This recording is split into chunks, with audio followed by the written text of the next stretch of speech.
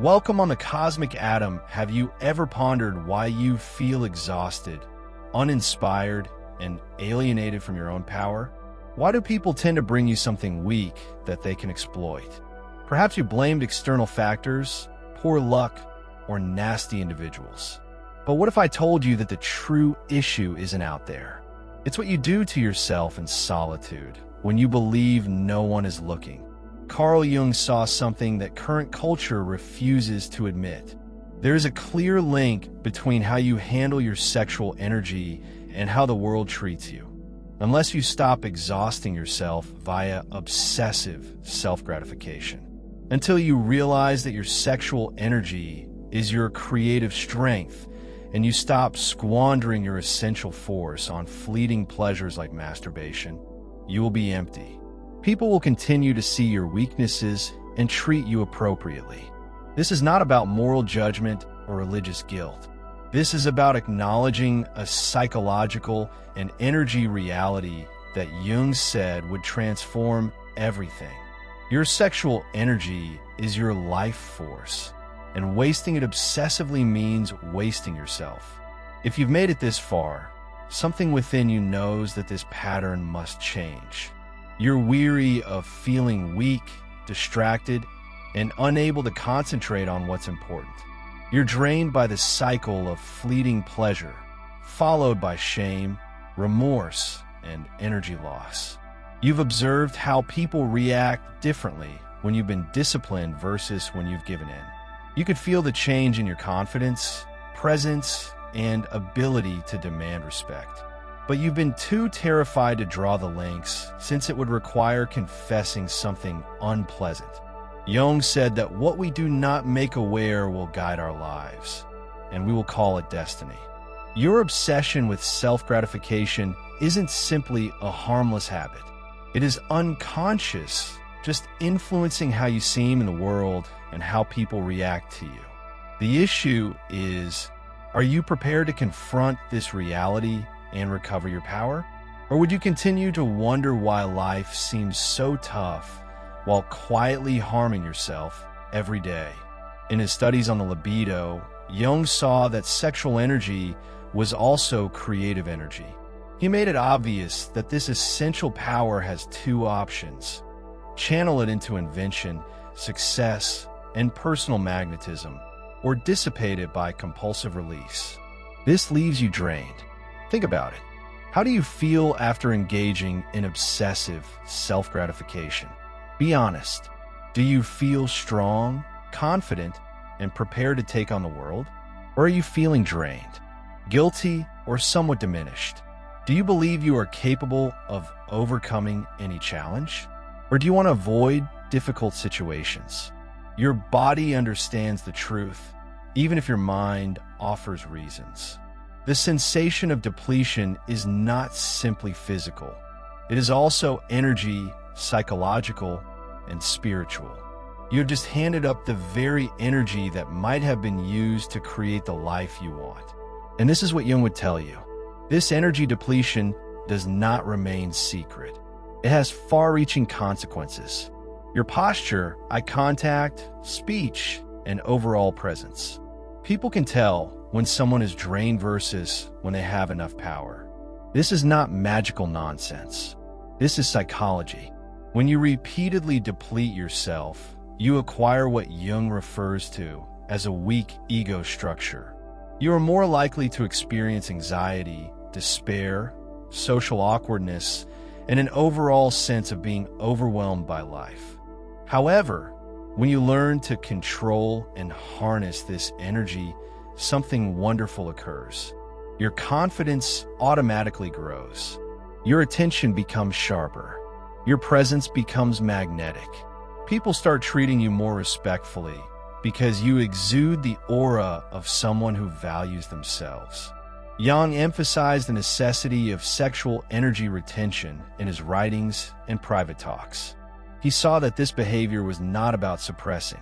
It was about conscious control over the most powerful force in human psyche. The contemporary world has taught you that this energy must be discharged continually. That retention is harmful. The discipline in this area, is repression. However, this is precisely what makes you weak, dispersed, and easily exploited by outside forces. If this information makes sense to you, keep in mind that we are discussing one of contemporary psychology's most hidden realities. The link between sexual energy and personal power has been disguised because aware persons are more difficult to govern. Most individuals spend their whole lives wondering why they lack drive, can't concentrate, are socially nervous, and why others don't seem to appreciate them. They blame everything but the one everyday behavior that is physically depleting their life energy. Jung realized that we couldn't alter anything unless we accepted it. And you must recognize that whenever you masturbate obsessively, you are enjoying more than simply physical pleasure. You are decreasing the same power that gives you confidence, charm, and personal attraction. This is not about shame or guilt. This is about identifying causes and effects. When you spend this energy on instant satisfaction, you deprive yourself of the long-term energy required to create something important, gain genuine confidence, and become someone others naturally admire. But here's something much more sinister. The more empty you are, the more you seek external affirmation to fill the vacuum.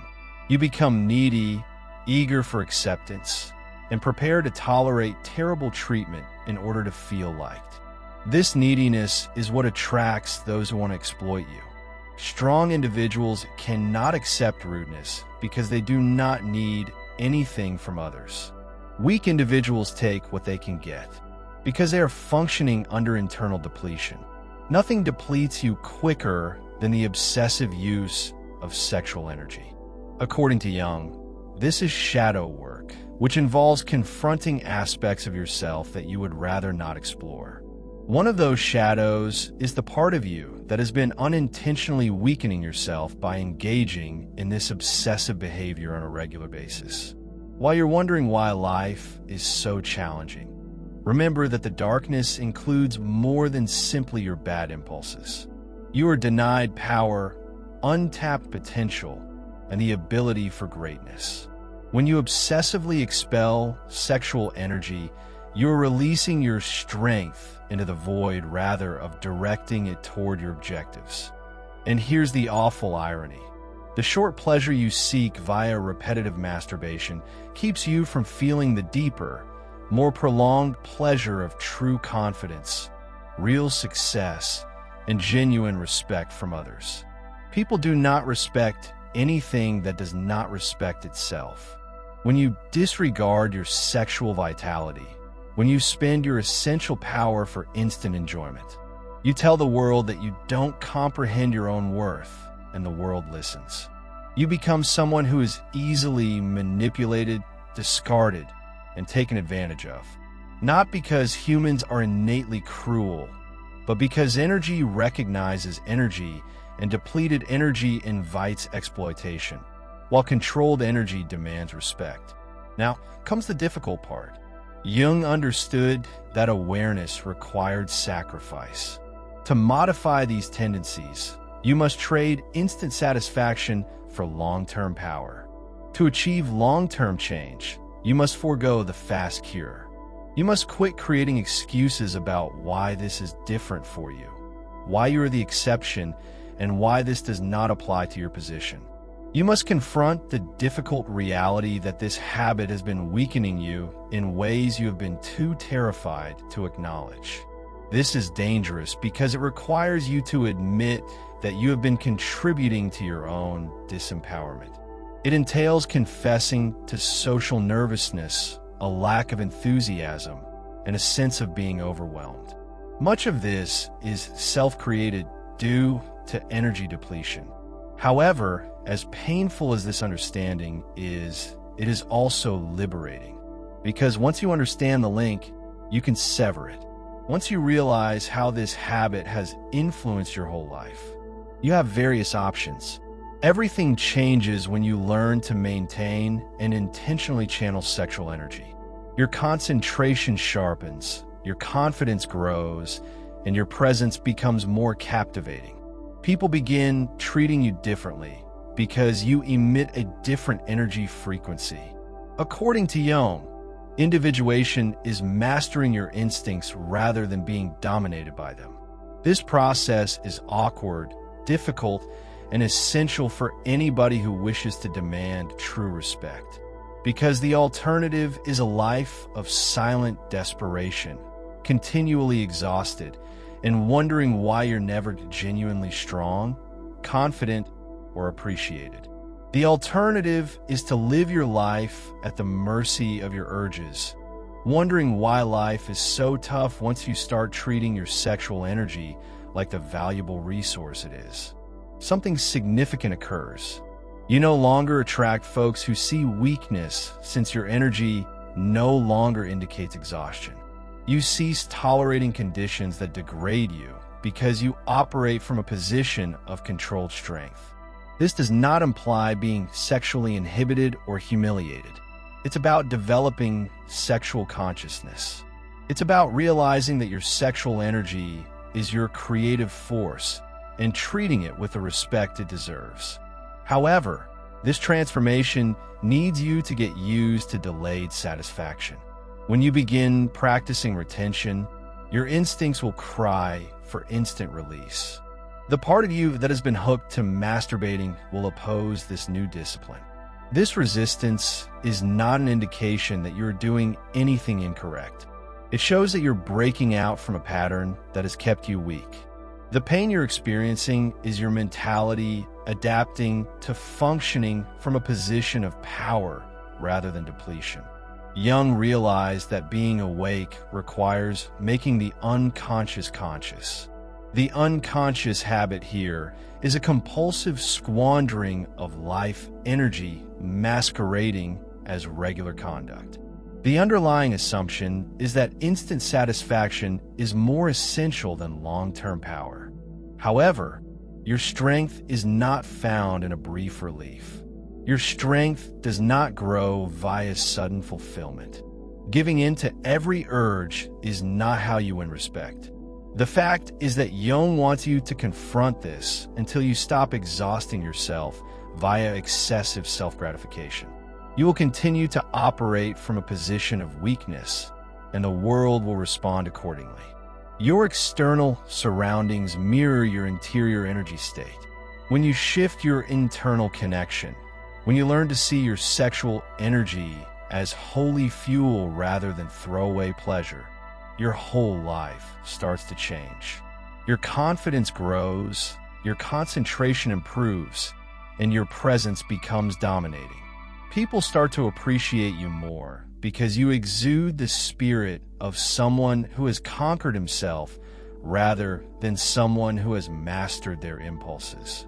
This is not theory. This is an observable and quantifiable alteration.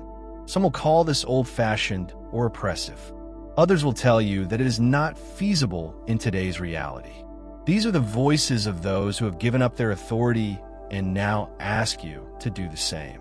Yours too. Do not listen to them. Listen to the part of you that believes you are capable of more. Listen to the voice that is weary of being weak, disorganized, and easily overwhelmed. Listen to the knowledge that sees sexual energy as the wellspring of all creative force.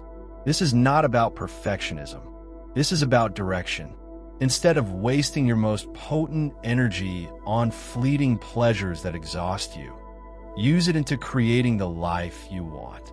If this message has sparked something inside you, if you identify yourself in these words, you are ready for the next stage. You're ready to quit undermining your own authority and begin cultivating the type of presence that compels natural respect. The world is ready to treat you as you treat your own energy. The issue is, are you prepared to handle it as the valuable resource that it is? Because until you do, you will continue to wonder why others treat you as if you do not respect yourself. Jung was aware of the situation. I know it. It is now your turn to learn it as well. Your power is actually in your hands. The issue is, will you squander it or use it to become someone who naturally demands respect? But let's go further, since most people don't comprehend the concept of energy depletion. It isn't simply about being weary or uninspired. There is a psychological process at work that Jung discovered but did not clearly link to sexual energy retention in his published writings. When you repeatedly deplete yourself via compulsive release, you develop a chronic condition of psychological inflation, which is then followed by deflation. You get a brief high followed by a collapse, and this cycle teaches your unconscious mind to equate power with loss, pleasure with guilt, and fulfillment with depletion. This establishes a destructive psychological habit in which you begin to unknowingly undermine yourself in various aspects of life. You start undertakings with zeal, but are unable to continue them. You make promises, but lack the motivation to follow through. You create objectives, but are unable to sustain the discipline required to attain them. The reasoning is straightforward. You've conditioned your mind to link happiness with quick collapse. Every time you succumb to the obsessive impulse, you strengthen the neurological pathway that says positive experiences are followed by emptiness. Your unconscious mind begins to resist achievement because it anticipates the inevitable collapse. This is why individuals who practice sexual energy retention often claim rapid increases in their ability to stick to commitments, maintain discipline, and stay motivated over time. They interrupted the psychological habit that linked pleasure to depletion. But there's another dimension to this. Jung well grasped the link between personal magnetism and stored energy. He spoke of those who had a numinous presence, which pulled others to them and demanded natural respect. Jung saw in these people a characteristic of restrained power, energy that was channeled rather than dispersed. They had learned to direct their essential power into their objectives, relationships, and creative work rather than squandering it on obsessive relief. This is not a mystical idea. This is observable psychology. Retaining sexual energy alters your neurochemistry. Your dopamine receptors begin to recover from the chronic overstimulation. Your testosterone levels remain stable at higher baselines. Your stress hormones diminish. Your sleep improves. Your attention becomes sharper. More significantly, your presence affects social dynamics. You stop emitting the energy of someone who requires something from others and begin emitting the energy of someone who has something to give. This shift in energy is what leads others to regard you differently. Jung recognized that most social processes occur on an unconscious basis. People react to energy signs that they cannot consciously recognize. When you operate from a depleted condition, you unknowingly express neediness, fragility, and vulnerability to exploitation. When you operate from a confined condition, you convey strength, self-sufficiency, and worth. Because of this, the same individual might be viewed quite differently in social contexts, depending on their internal energy level. It doesn't matter what they say or do. It's about how they communicate energetically with their presence, posture, eye contact, and general attitude. Consider this. Have you ever noticed how others approach you differently on days when you're feeling really confident and enthusiastic versus days when you're feeling exhausted and scattered? The distinction isn't only in your imagination. It's in the energy you transmit, and people take it up right away. Imagine if you could regularly sustain that high level of energy and confidence. Imagine if you quit the daily practice that puts you in a drained cycle and instead directed your energy into creating the life you really want. How would others treat you then? Jung discussed what he referred to as the transcendent function, which is the capacity to maintain tension between conflicting forces and channel them into creative progress. Sexual energy retention is perhaps the most practical use of this principle. The conflict between the need for instant enjoyment and the discipline of retention generates psychological strain. which, when correctly directed, produces fuel for great success. This is why so many historical personalities who achieved great things engage in some type of sexual energy conservation. They instinctively recognized what Jung said psychologically. Sexual energy is indistinguishable from creative energy, intellectual energy, and social energy. It's the same essential power. And when you squander it obsessively, you deprive yourself of the raw materials required to create an extraordinary life. But here's where things become very interesting from a Jungian standpoint.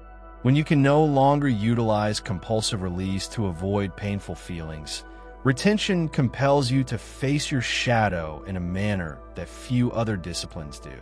You have to confront them directly.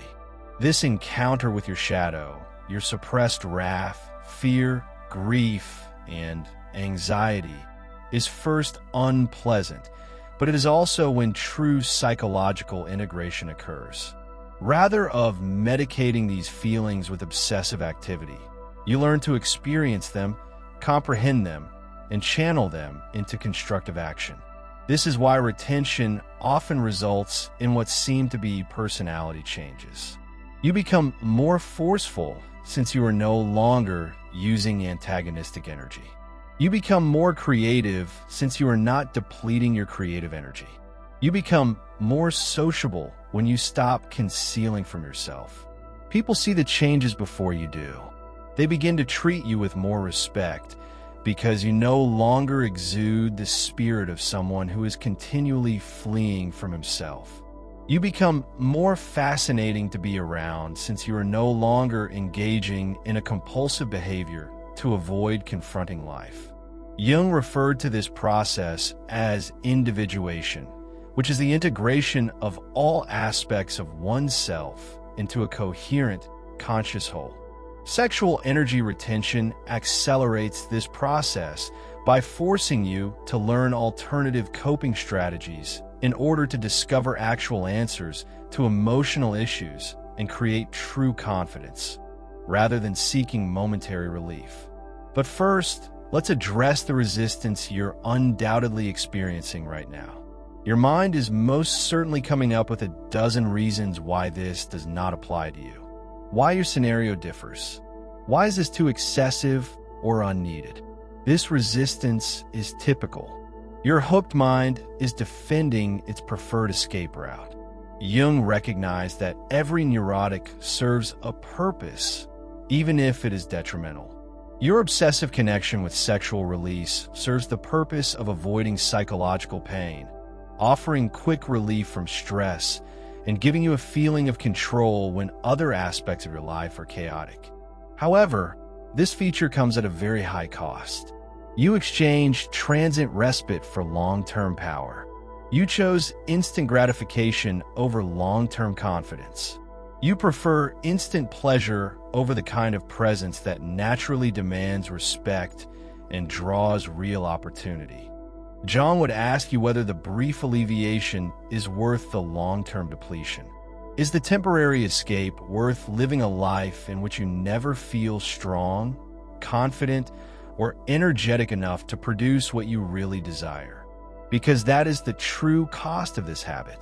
Not only the immediate energy loss, but the cumulative consequence of never having enough continuous energy to construct something substantial.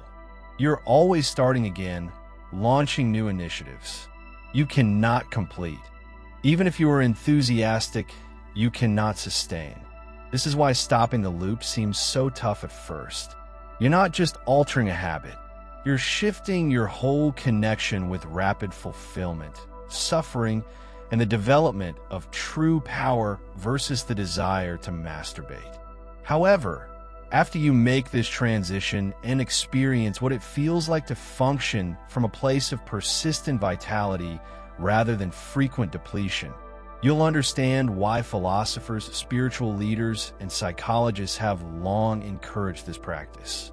You'll understand why others approach you differently after you stop emitting the energy signature of someone who depletes oneself on a regular basis. You'll understand why possibilities arise when you operate from a position of controlled strength rather than dispersed weakness. Most significantly, you'll learn that the respect you've been seeking from others has always been contingent on the respect you give yourself. Nothing exhibits self-respect more than the discipline required to control your most base desires in order to achieve your greatest aspirations. This is not about becoming a monk or denying sexuality. It's about being aware of how you utilize your most potent energy and choosing to channel it into creating the life you desire rather of wasting it on fleeting pleasures that drain you. Jung thought that awareness was humanity's greatest accomplishment and essential obligation. Bringing attention to your connection with sexual energy is one of the most practical methods to cultivate this ability for awareness and self-direction. The world needs individuals who have learned to channel their essential power into production rather than dissipation, to create rather than consume, and to lead rather than follow. The issue is, are you prepared to become one of those people? Because until you stop seeing your life energy as a throwaway commodity, the world will continue to regard you as someone who does not recognize their own worth. And you are worth much more than that. Dear viewers, your support through Super Chat and membership is the only source of income that keeps this channel running. If you want me to continue uploading valuable content without delays and to stay motivated in providing you with the best wisdom, I need your help. Every contribution, big or small, makes a huge difference. Feel free to donate and support Pure Wisdom so we can keep growing together. Your generosity keeps this journey alive. If you're enjoying the content on Pure Wisdom and find value in the messages we share, I encourage you to subscribe. Based on the latest analytics, 93.9% of viewers are watching without subscribing. By subscribing, you not only stay updated with new content, but also support the channel's growth, allowing us to continue spreading wisdom for the chosen ones. Hit that subscribe button and turn on notifications so you never miss an important message. Let's build this community together.